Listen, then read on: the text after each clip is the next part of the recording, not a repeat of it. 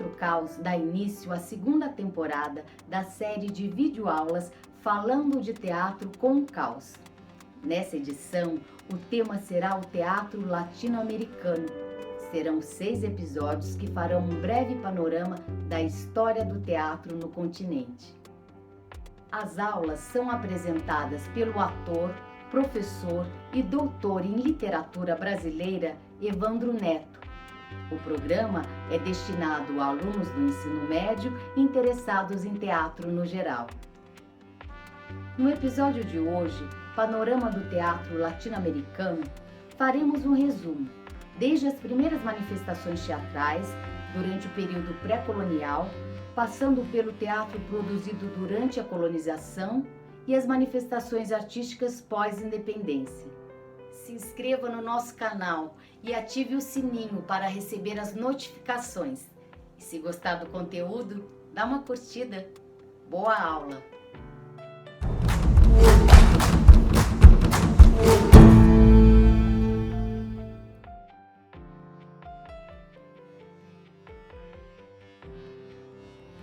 Oi pessoal, tudo bem? Começamos então a segunda temporada do Falando de Teatro com Caos. E nessa temporada vamos fazer uma viagem pela história do teatro latino-americano. Na primeira aula vamos ter um encontro panorâmico falando um pouco sobre as origens do teatro latino-americano, passando pela fase da colonização, o teatro popular, o teatro da independência, da pós-independência e a cena contemporânea. Depois disso, as próximas aulas, as aulas seguintes, os encontros seguintes, nós trataremos do teatro na Argentina, na Colômbia, no Chile, no México e em Cuba. Eu espero que vocês aproveitem muito, que vocês curtam bastante, porque tem muita coisa legal, muita informação relevante que vai fazer toda a diferença a respeito da história do teatro na América Latina. Como afirma o dramaturgo e pensador guatemalteco Manuel Galitzsch, na abertura do livro Nuestros Primeros Padres, publicado em 2004, os latino-americanos nascem de uma tripla e violenta mestiçagem entre indígenas, europeus e africanos. Mais de 5 séculos testemunham, em uma geografia vasta e diversificada, o árduo processo realizado pelos povos do continente em busca de suas identidades. Essa busca encontrou nas manifestações culturais como o teatro, por exemplo, ferramentas importantes de expressão. As regiões que vão do México à Argentina compartilham condições históricas e culturais essencialmente semelhantes. A língua espanhola, com exceção do Brasil, naturalmente, e de alguns lugares do Caribe. A presença do catolicismo como religião oficial, exceto também em alguns países, algumas regiões do Caribe anglófono. E 300 anos de colonialismo, conquistas e colonização, desde o descobrimento até a independência no século XIX.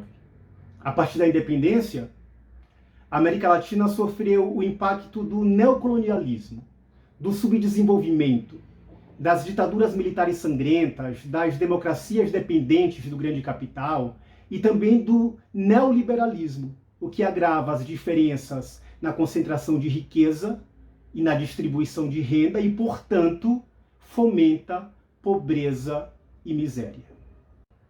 Tentar cobrir, então, a complexa realidade do teatro nessa região conturbada traz alguns riscos. Alguns estudiosos afirmam que ainda não foi feito um estudo sistemático do processo do teatro latino-americano, pois por muito tempo essa pesquisa foi monopolizada por estudiosos e acadêmicos de outros países, de outras regiões, que impuseram seus próprios conceitos e julgamentos de valor, não respeitando, portanto, as condições essenciais de contextos históricos e culturais. Isto é, faltava ainda uma análise feita a partir de um olhar de quem está dentro, um olhar de dentro da história.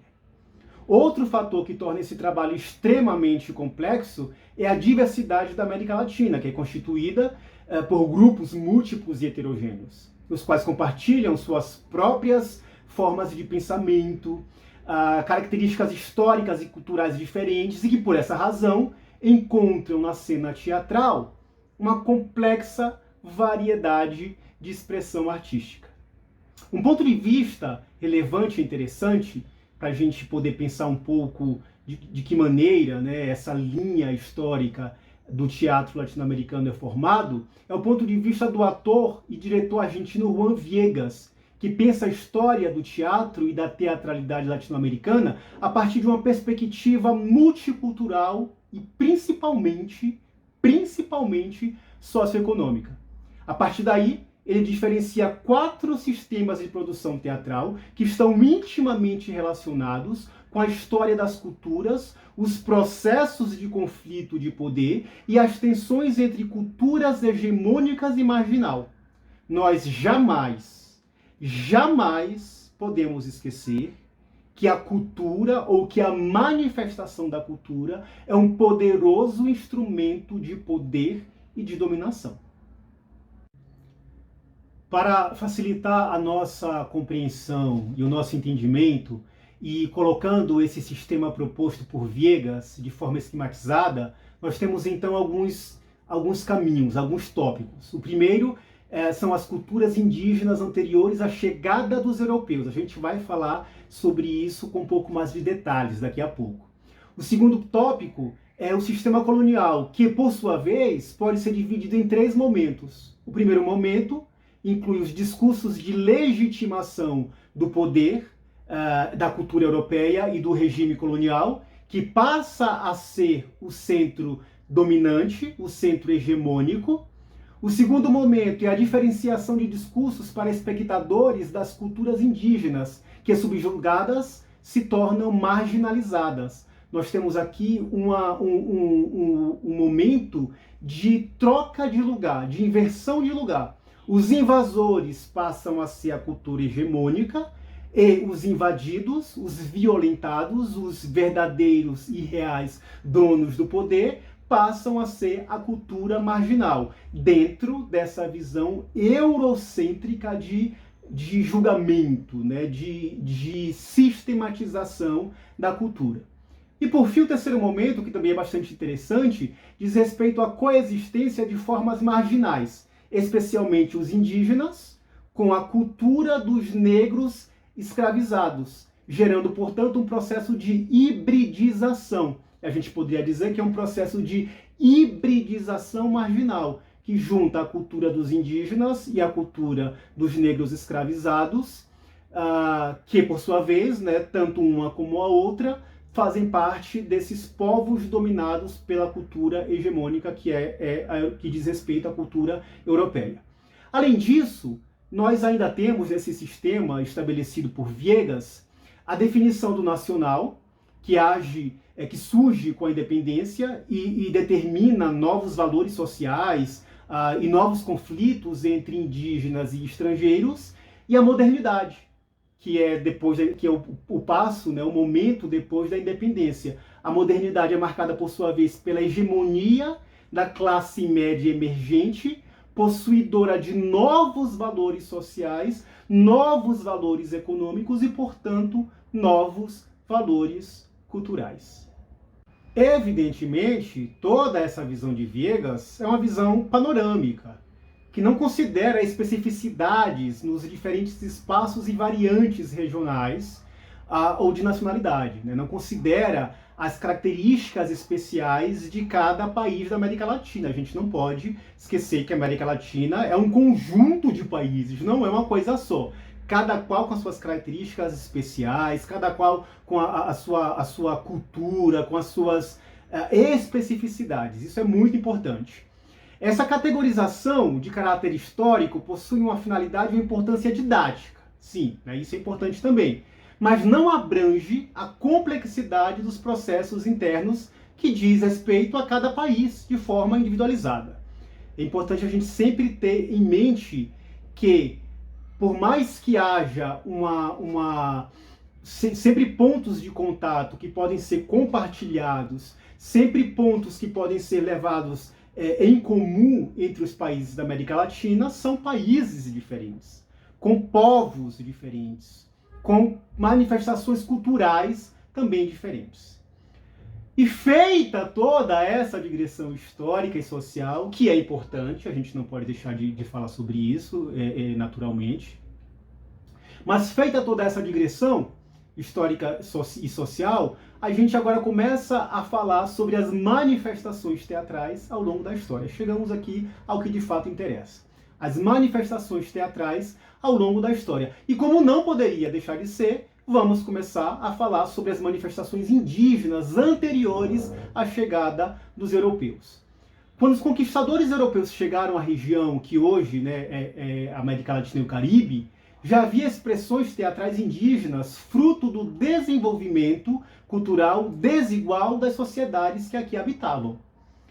Dos muitos povos e culturas existentes nessas terras, o Inca, o Estado Azteca e os Maias foram os que mais floresceram culturalmente. Eram sociedades teocráticas de classe, nas quais a religião desempenhava um importante papel, um papel muito dominante. O que é uma sociedade teocrática de classe? É uma sociedade em que a religião dita as regras, em que a religião dita as normas. E por que de classe? Porque as classes sociais, elas têm uma relação muito grande com as classes religiosas. Sacerdotes, apenas servos, tudo isso gira em torno da religião, da religiosidade. Alguns cronistas mexicanos do século XVI escreveram em cartas informações sobre os rituais praticados pelos astecas, por exemplo. Eram cerimônias nas quais centenas de homens dançavam de braços dados e cantavam poesia religiosa, ou épica também, poderia ser tanto religiosa ou épica. Entre esses rituais é possível destacar alguns. Por exemplo, os taquis no Peru, as turás na Venezuela, os areitos em Cuba, na República Dominicana e Porto Rico, os tocotines, que são danças alegóricas de caça, o pochobe, que é ligado ao casamento, o saí ou anta, em que apenas os idosos se apresentavam, e o colombé, que terminava sempre com a embriaguez de todos os dançarinos e também dos espectadores.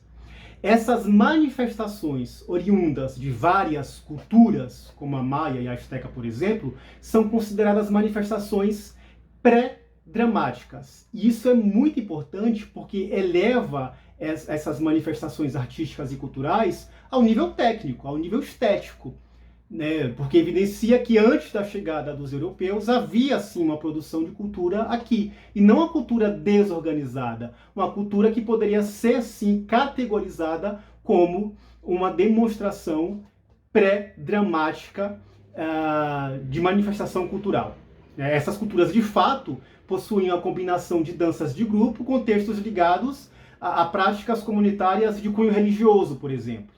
Então, nesse aspecto, já podemos categorizar. Isso é bastante relevante. Só que muito mais elaborado do que essas manifestações culturais é o que a gente pode chamar do primeiro texto teatral latino-americano, o Rabinal Ati, conhecido no século XVI como Danza del Tum, ou del Tum Teleche, classificada como dança. Especula-se que tenha nascido no século XII, na atual Guatemala, e que era representada por homens em fantasias e máscaras. As fantasias e as máscaras eram elementos bastante presentes nessas manifestações. E esses homens recitavam textos de diálogo e dançavam durante os interlúdios musicais. Isso é interessante, porque as apresentações sempre contavam com ação, personagem e jogo dramático. Todo um esquema técnico elaborado. Ação, personagem e jogo dramático. Avançando um pouco mais na história, chegamos então ao avanço da colonização do século XVI, como parte da dominação e do genocídio cultural.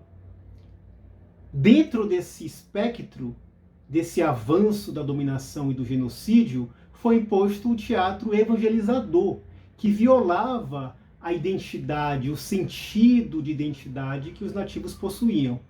E a esse respeito, nós temos uma aula especialmente gravada sobre teatro de catequese, que faz parte da primeira temporada do Falando de Teatro com o Caos, que se vocês quiserem ver ou rever, é só procurar aqui na página do YouTube do Teatro Caos. Está lá, de fato, a primeira aula, né?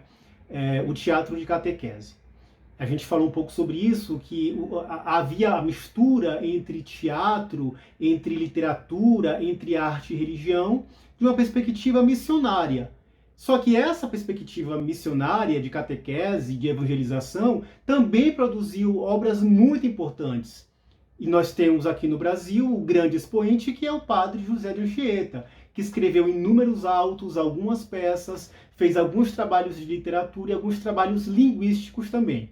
Mas se vocês quiserem ver sobre isso com mais detalhes, é só procurar aqui a aula sobre o teatro de catequese e a literatura de catequese na primeira temporada do nosso queridíssimo programa. E seguindo em frente, avançando ainda um pouco mais nessa jornada de análise histórica, chegamos então ao nascimento do teatro popular, o teatro latino-americano popular. Por mais de 3 séculos, e isso é uma realidade bastante dura, mas uma realidade que é imposta de fato, por mais de 3 séculos, os modelos teatrais da Espanha e de Portugal foram o que influenciaram os trabalhos artísticos, tanto da literatura como do teatro na América Latina, tanto nos países hispano-falantes como aqui no Brasil.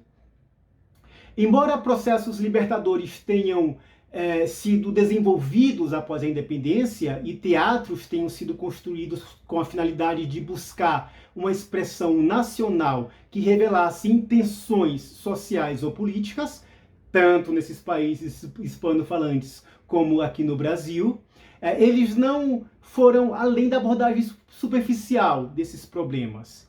Era muito raro que as formas populares indígenas, extremamente ricas, como a gente viu, né, na sua manifestação do uso de máscaras, do uso de dança, canto, música, era muito raro que isso aparecesse nas montagens, nos espetáculos, que isso aparecesse como elemento desses espetáculos, mesmo depois da independência. Entretanto, isso começa a mudar com o fim do século XIX. As lutas pela independência levaram as nações latino-americanas à libertação política entre a segunda metade do século XVIII e a primeira metade do século XIX. Do ponto de vista cultural, no entanto, essa libertação é bastante relativa, pois o poder imperialista implementou formas mais sofisticadas de dominação. E a gente pode falar assim mesmo, né? Formas mais sofisticadas de dominação. Porque o processo de libertação cultural, até hoje, ainda é um grande caminho a percorrer. E a gente pode ver isso no nosso próprio país, aqui no Brasil, né? Em que as manifestações culturais indígenas e de matriz africana enfrentam ainda uma grande resistência, muitas vezes muito preconceito. O modelo de civilização das nações recém-libertadas, portanto, foi marcado pela cultura ocidental e branca, e por isso agrega aos padrões coloniais herdados a influência dos Estados Unidos e dos países europeus, e os projetos nacionais marginalizando as expressões populares e indígenas, que não têm, né, de uma perspectiva completamente contraditória, o devido reconhecimento e respeito. Exemplo disso é que as primeiras expressões da dramaturgia nacional surgiram sob a influência do romantismo europeu e estavam mais inclinadas para as formas do teatro de costumes, que promovia, como a gente também viu lá na primeira temporada do nosso programa, um espaço de reflexão sobre a realidade, por exemplo. Entretanto, sempre há um entretanto, e isso é importante, as coisas começam a mudar. Após a Primeira Guerra Mundial, em todos os países da região, os teatrólogos começam a manifestar o desejo de se expressar em qualquer estilo e forma, incluindo a vanguarda, as nossas queridas ou não tão queridas vanguardas europeias. Movimentos como o surrealismo, o dadaísmo, o expressionismo encontraram grande aceitação entre os escritores latino-americanos.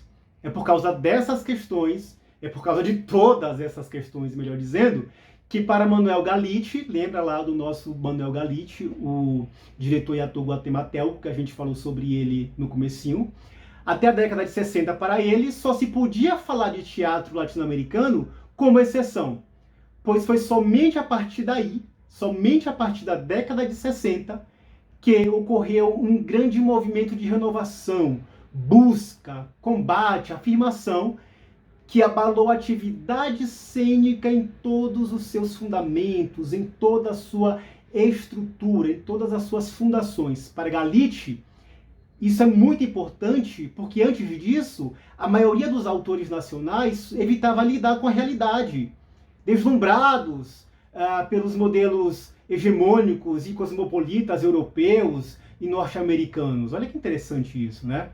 Até grande parte do século XX, muitos dos que se preocupavam com a criação de um teatro nacional não conseguiam ultrapassar as características tradicionais, ou pitorescas, ou alegóricas, ou estereotipadas de representação quando estavam tratando de elementos nacionais. Isso é bem interessante, cara. Isso é bem louco mesmo. E foi também somente a partir da década de 1960 que grupos estáveis começaram a se consolidar.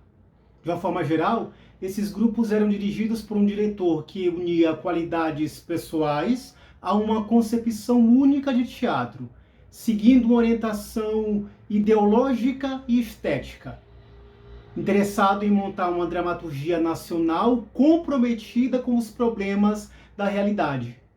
Para esses grupos é importante que haja uma ética de sobrevivência, um modelo de desenvolvimento pessoal e coletivo.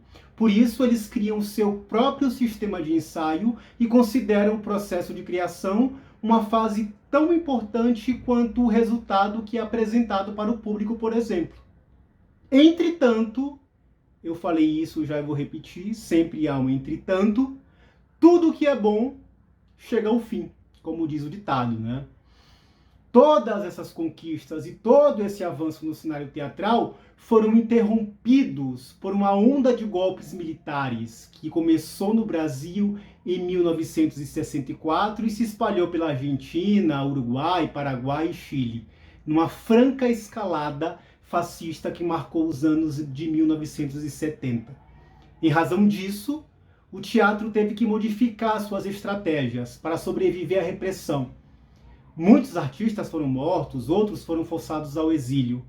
De uma perspectiva linguística, isso também é interessante pontuar, né, nesse momento de ditaduras militares, de uma perspectiva linguística, as novas dramaturgias precisavam fazer um penoso trabalho, precisavam fazer malabarismos sintáticos para contornar a censura.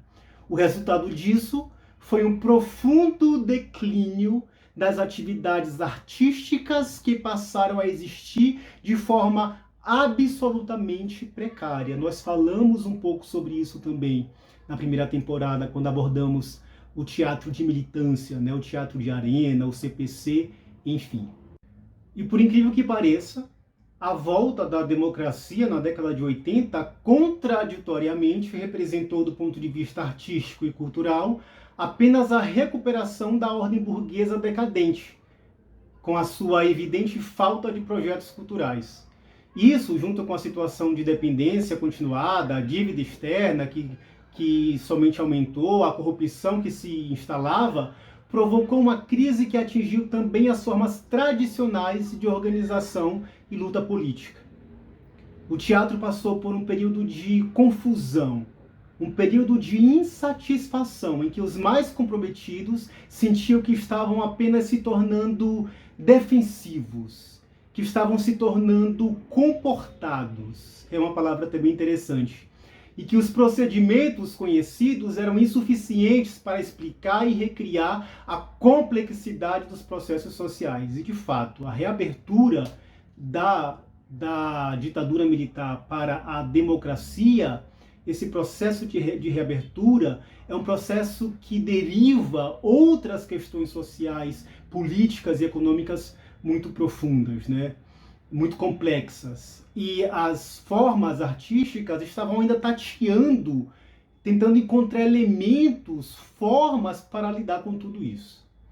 Bom, resumindo aqui para vocês, né, todo o significado dessa situação e das novas linguagens que o teatro tentou manipular, tentou utilizar para lidar com essas transformações, a gente poderia dizer que essas novas linguagens e signos, em geral, são caminhos que ultrapassam, que não querem ter relação com o realismo. Eles buscam aqui fazer um experimentalismo, nada linear, nada quadrado. Existe um anseio, uma busca para quebrar esses paradigmas impostos naturalmente pelo regime anterior. Há aqui um lugar em que o ator desempenha uma enorme função crítica, um enorme papel crítico social.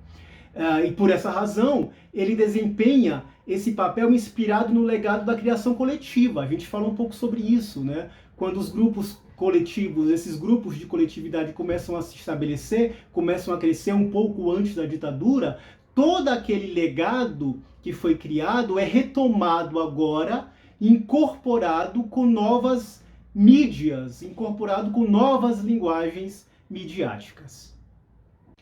E já caminhando aqui para um fim desse nosso primeiro encontro, dessa primeira aula, a gente pode falar um pouco sobre os temas dessa cena contemporânea, dessa cena que derivou, né, de todo esse processo de cerceamento de liberdade, de fim de direitos, de perseguição política, os temas que o teatro latino-americano contemporâneo gosta de trabalhar, ou passou a trabalhar por causa disso. Um tema que passa a ser recorrente, que passa a aparecer de forma recorrente no cenário do teatro latino-americano, é o tema da memória. Muitas vezes pelo viés do horror, por causa da violência sofrida durante a ditadura militar. A memória agora, ela deve ser representada de modo que sirva de lição, que tenha um caráter de vigilância, um caráter de sentinela para evitar que todos aqueles horrores voltem a ser reproduzidos. Que eles não voltem mais, que não haja espaço mais para aqueles horrores, para que aqueles horrores sejam reproduzidos. Outro discurso muito importante que aparece também nesse cenário é o discurso feminino, que passa a ocupar um lugar de destaque nas encenações, nas dramaturgias, na feitura das dramaturgias. A análise da condição da mulher como construção social e cultural invade o espaço público, questiona, desafia e parodia a hegemonia patriarcal. A gente vai ver isso, né, de forma um pouco melhor na próxima aula já, quando estivermos falando sobre a Argentina. O corpo, então, passa a ser um instrumento de denúncia das violências exercidas sobre ele. O corpo da mulher, não somente da mulher, né, mas como forma de expressão temática aqui, o corpo da mulher vai ser o próprio palco, vai ser o próprio instrumento de representação para denunciar as violências sofridas. Bom, queridos e queridas, falamos demais hoje. Foi apenas a aula introdutória. Espero que vocês tenham gostado, que tenha servido para trazer um pouco de informações para vocês sobre o teatro latino-americano, que é ainda, né, um tema que precisa ser de fato divulgado no Brasil. Nós nos encontramos na próxima aula, que vamos falar já sobre a Argentina, sobre o teatro argentino, num cenário mais contemporâneo, um recorte mais contemporâneo. Eu espero que vocês tenham gostado e que voltem para assistir às próximas aulas. Um beijo grande em todos, em todas, em todes e até lá!